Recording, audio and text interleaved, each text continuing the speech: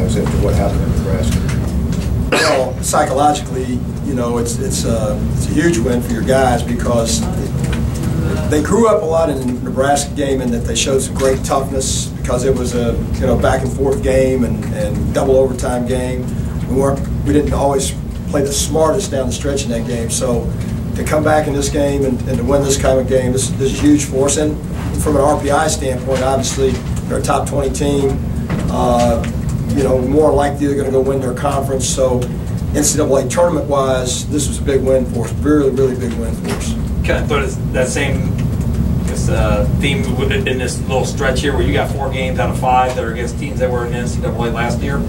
Yeah, I mean, we've got 4 out of 5 teams here. They're going to be in the top 70 and down RPI. So we got to make hay while the sun shines, as they say, because these games are going to, when the tournament committee looks at them at the end, they're going to go and see obviously how you did in your conference.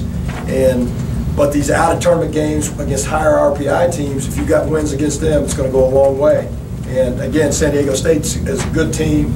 You got to believe that they're going to be right at the top of their conference. They're going to win a lot of games, so their RPI is going to stay high. And you got VCU's, likely going to be in the mix of their conference the same way as NC State, is going to play. They're going to play against high RPI teams with all the teams in that league. So this is a huge stretch for us. What did you guys tell the players as a coaching staff after what happened in Nebraska? Well, after the game, again, basically what I said, we grew up in that we showed some toughness, we showed some real toughness, but we have to play smart. It's not on the road against a high-level team. It's not good enough just to play hard and be tough. You've got to be smart and you got to execute. You've got to stay with the defensive game plan. You got to know the personnel, and you can't make mistakes and win those games. At Nebraska, we played plenty hard enough. We were plenty tough enough, but we didn't always play smart down the stretch. We did some things that cost us the game. And tonight we grew up a little bit from that. We still had 15 turnovers, which is too many, and we've got work to do. But we were much better from playing a little smarter tonight. Offensively, with a young group kind of searching for identity, how much does this mean confidence-wise to put up 71 against a defense like San Diego State? Maybe more importantly, 59% from the floor in the second half and hitting both shots in overtime. Just building their confidence. Yeah. What do they say? They say winning begets winning, and making shots, begets making more shots. I think. Again, when you're hesitant, you're a little worried about, am I going to make it or miss it? And guys, let me tell you something. Playing for Coach Cronin, if I were a player, I'd love to play for the guy because he's a guy that he always tells our guys, hey, don't worry about missed shots. If it's a good shot for you and an open shot, then I want you to take it. He didn't care if it's, 1 pass, 3 passes, whatever. Now, obviously, time and score is relative to the end of the game, but he tries to give those guys confidence. But there's nothing like being in the game, seeing the ball go in, and helping you win, for the next game to carry over. You swell up a little bit more, and you feel like, hey, I'm going to make the next one. I feel good about it. And as you know, teams get on a roll, they get confident, and all of a sudden, you feel like you can beat anybody. You feel like every shot's going to go in. And when you feel that way, you're probably going to make more shots. The foul call near the end of regulation that helped them tie it.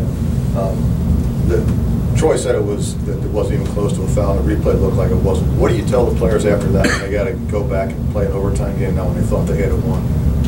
You play, hey, all officials are bad.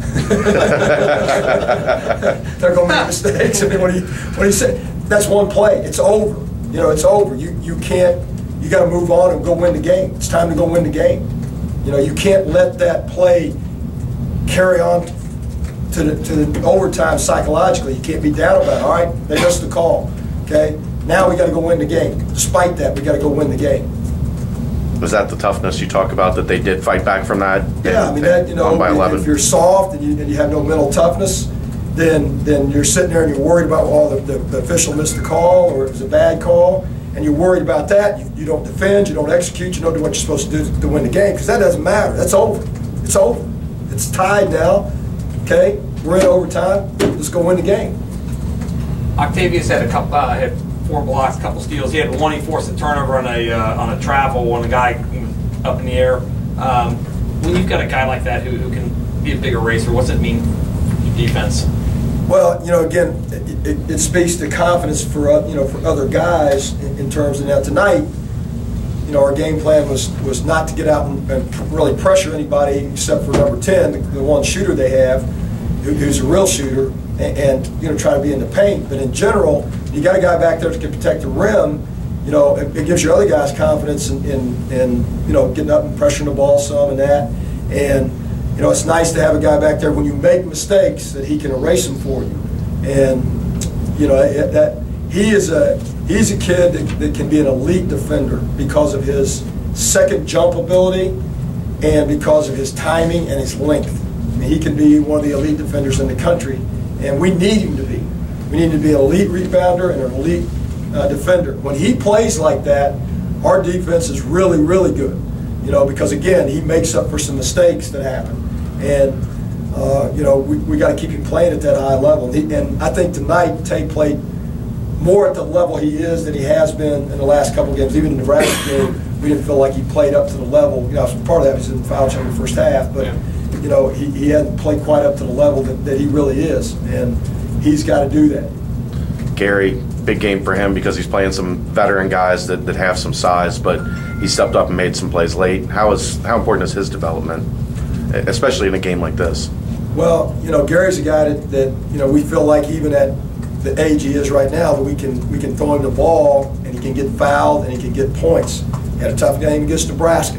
He missed some point-blank shots, obviously, but he came back tonight and made some tough shots and made a huge shot when there were 6 seconds on the shot clock underneath on the out-of-bounds play, and that put us up 5, which ultimately saved us to get us in overtime because they made some shots. But having him in there, a guy who can score in the box, we haven't had that around here in a while, and that helps your perimeter guys have one more step to be open to shoot.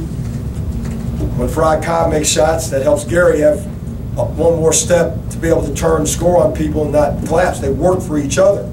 So having him with the ability to score in there is huge, and his continued development. If we can get him to where we can get him double figures every night, and he can be a guy scoring the box for us when we throw it to him, then that not only gets us points, that opens up the floor for other guys, for our shooters, the guys to have a little bit more room, to have a little more space, because they're going to have to go down there and double him some. They're going to have to collapse in on him some. Anything else? Thanks, Coach.